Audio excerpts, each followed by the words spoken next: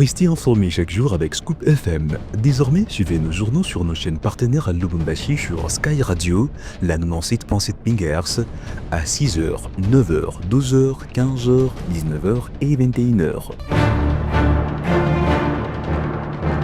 Suivez-nous également sur la radio communautaire Moïseni chaque jour à 9h05, 10h03 et 21h juste. Le journal du Scoop FM passe aussi sur Kipushi 24 Radio à 8h30, 12h30, 16h juste, 18h30 et 21h30.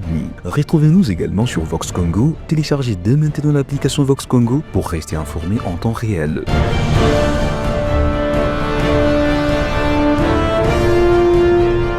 Scoop FM, suivez-nous sur notre page Facebook et sur notre chaîne YouTube pour tout savoir sur l'actualité locale, provinciale, nationale et internationale.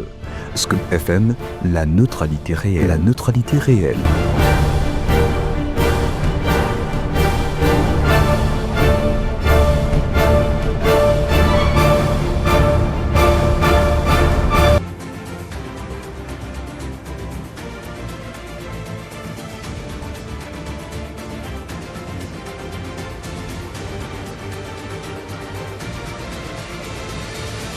Bonjour à tous, à la une de l'actualité, la situation a été confuse mardi 9 décembre à Uvira. Les habitants ont vécu une journée sous tension alors que les rebelles du M23 soutenus par le Rwanda mènent une offensive dans la région. La ville de Uvira dans le Sud Kivu a-t-elle été prise par les rebelles du FC M23? À suivre dans ce journal, Jean-Jacques Pouroussi, gouverneur du Sud Kivu. Bonjour une fois de plus à tous et bienvenue dans ce journal présenté par Gloire Diboué sous la coordination de Christian Mouchampa.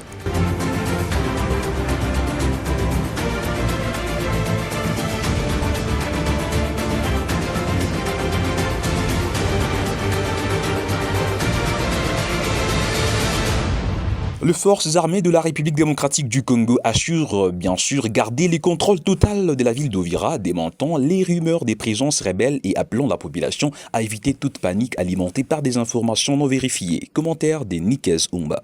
À Uvira, les forces armées de la République démocratique du Congo rassurent la situation sécuritaire et sous contrôle.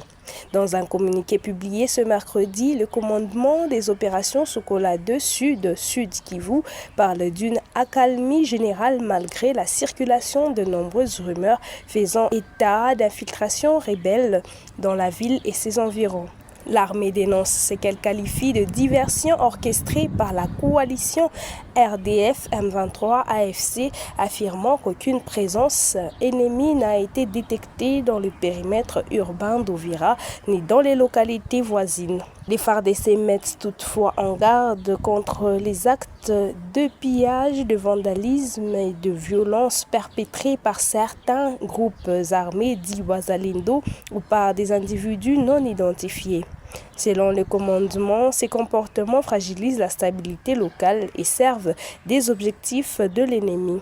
Les auteurs s'exposent désormais à de lourdes sanctions. Le général de brigade Chiviri Amouli appelle la population au calme, mais aussi à la vigilance face aux fausses informations massivement relayées sur les réseaux sociaux. L'armée réaffirme sa détermination à protéger Uvira et à prévenir toute tentative de déstabilisation alors que la tension reste vive dans la plaine de la Ruzizi. Uvira, chef-lieu provisoire de la province du Sud, Kivu demeure sous contrôle des forces armées de la RDC. C'est ce qu'a annoncé mardi 9 décembre, tard dans la soirée à Radio Okapi, Jean-Jacques Pouroussi, le gouverneur du Sud Kivu, démentant les rumeurs virales faisant état de la prise de la ville par les rebelles de l'FC M23. La situation a été confuse mardi 9 décembre à Uvira. Les habitants ont vécu une journée sous tension alors que les rebelles du M23, soutenus par le Rwanda, mènent une offensive dans la région. Des détonations d'armes lourdes ont retenti, plongeant la population dans la panique. Boutiques, magasins et commerces sont restés fermés alors que les habitants terrifiés se sont restés cloîtrés chez eux. Un peu plus tard dans la soirée, des allégations venant notamment des sources proches de la rébellion du M23 ont affirmé que ces combattants auraient fait leur entrée dans la ville. Des affirmations que Radio Okapi n'a pas pu vérifier des sources indépendantes. Ce sont des rumeurs totalement infondées, bien évidemment, répond Jean-Jacques Pouroussi, le gouverneur du Sud Kivu, que je vous prie d'écouter dans cet extrait. Il y a forcément une campagne médiatique ennemie. Ils ont envoyé aussi un obus sur un de nos camps militaires ici à Uvira, et cet obus a été tiré à partir de Bugarama au Rwanda. Et c'est ça qui a créé Il y a la nos panique. Wazalendo, il y a aussi les FARDC. Alors, Maintenant, ce qui a paniqué une partie des gens, c'est justement le fait que la rotation militaire, parce qu'il faut toujours faire la rotation, c'est-à-dire ceux qui ont déjà duré au front, normalement, il faut les changer. Et c'est comme ça qu'il y a eu rotation aujourd'hui avec les nouvelles forces qui sont rentrées.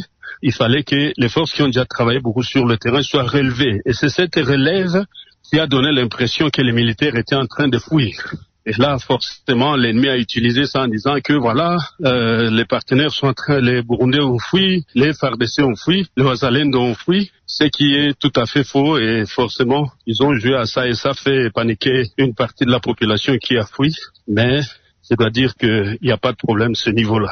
Situation actuelle au Sud Kivu, dans les territoires d'Ovira, on en parle. Kinshasa fixe l'opinion.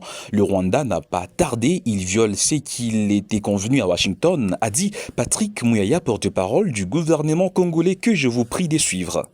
D'abord que nous suivons de près la situation sur le terrain, spécifiquement dans la province du Sud Kivu, axe Kamanyola-Uvira.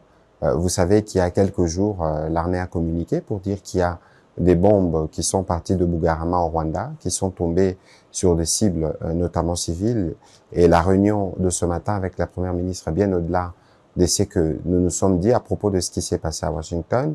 C'est de regarder, parce qu'il y a des rapports, notamment du CICR et des organisations humanitaires, qui nous donnent des informations particulièrement inquiétantes. Et donc, il était important pour la Première ministre et chef du gouvernement de réunir autour de lui tous les ministres, notamment ceux de la Défense, de l'Intérieur, pour voir comment on répond efficacement à cette situation.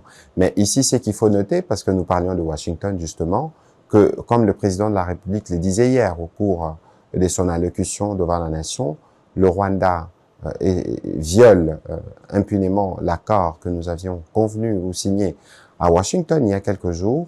Ce n'est plus simplement violer l'accord que nous avons signé, mais c'est aller vers la régionalisation du conflit, parce qu'il est évident que le Rwanda prend le Burundi aussi en cible, au-delà des actes qui sont posés en République démocratique du Congo. C'est ici aussi le lieu d'interpeller les médiateurs pour que, dans le cadre de ce qui avait été convenu, puisse peser de son poids pour que la paix puisse restaurer, pour que le Rwanda puisse s'arranger, parce que, comme je vous le disais tout à l'heure, la situation humanitaire est particulièrement préoccupante. Face à cette situation, l'opposition congolaise ne croise pas les bras tant que le Rwanda occupe notre territoire. Le premier responsable de cette situation, c'est Félix Tshisekedi, a dit Jean-Marc Kabound, ancien cadre de l'UDPS. Ça l'est de cette histoire de l'Est doit s'arrêter. Vous avez Félix Tshisekedi qui est là, parce que les gens doivent comprendre que Félix Tshisekedi est président de la République. Il est le seul qui a prêté serment. Il n'a pas prêté ses serments avec Jean-Marc Kabound.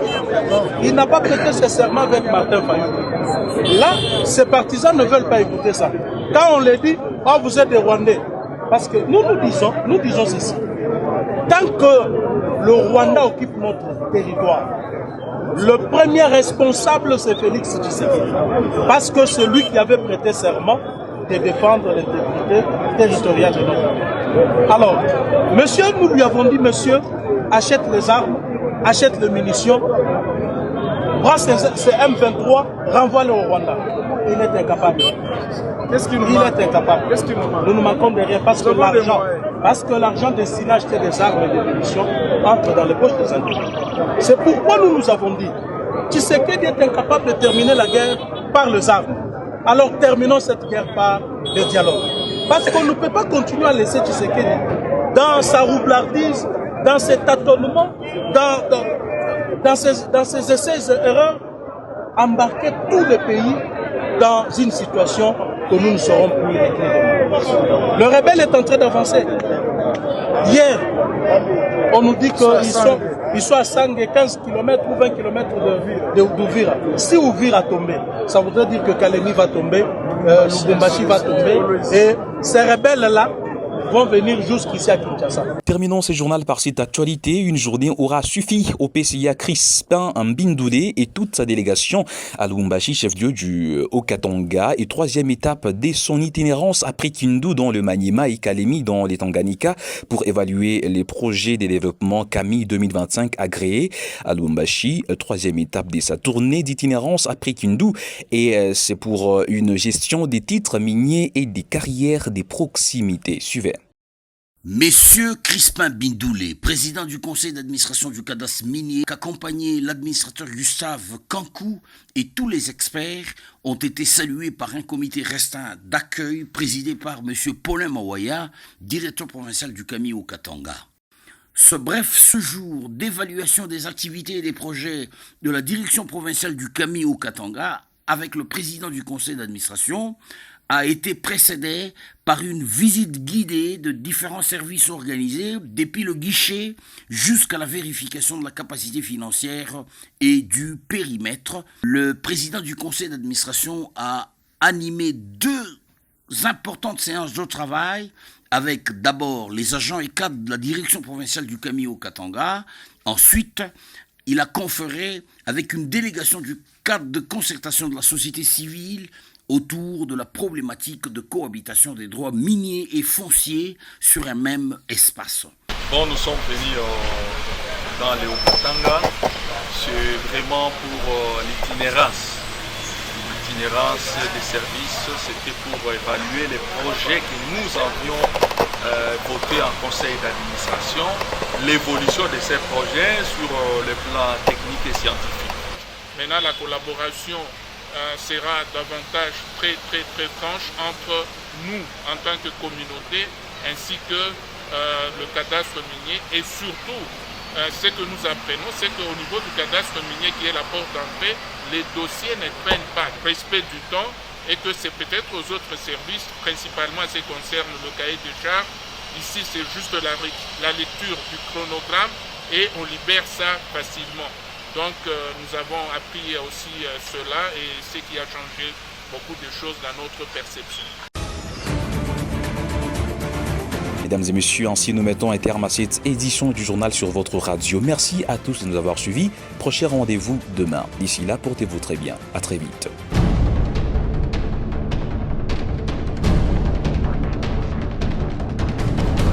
Restez informés chaque jour avec Scoop FM. Désormais, suivez nos journaux sur nos chaînes partenaires à Lubumbashi sur Sky Radio, la 97.7 MHz, à 6h, 9h, 12h, 15h, 19h et 21h. Suivez-nous également sur la radio communautaire Moïseni chaque jour à 9h05, 10h03 et 21h juste. Le journal du Scoop FM passe aussi sur Kipushi 24 Radio à 8h30, 12h30, 16h juste, 18h30 et 21h30. Retrouvez-nous également sur Vox Congo. Téléchargez dès maintenant l'application Vox Congo pour rester informé en temps réel.